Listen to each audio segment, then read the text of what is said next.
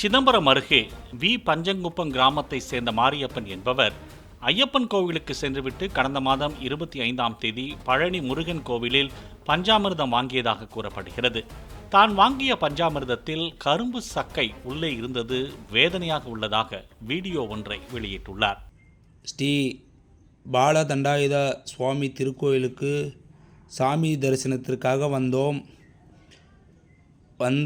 சுவாமி தரிசனம் முடித்துவிட்டு பிரசாதமாக இந்த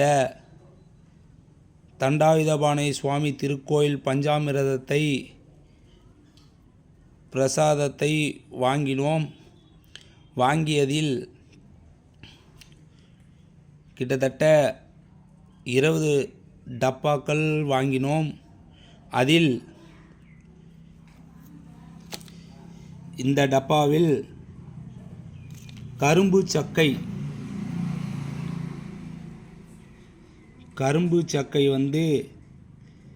கண்ணுக்கு தென்பட்டது.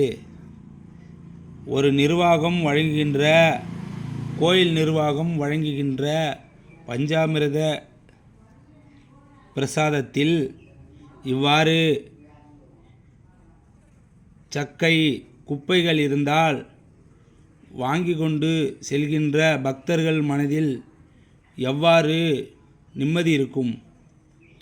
நாங்கள் பிரசாதமாக பார்க்கக்கூடிய இந்த பஞ்சாமிர்தத்தில் இதுபோன்று குப்பைகளை சேர்த்து தருவது எங்களுக்கு பெரும் மன உடைச்சலை உருவாக்குகிறது.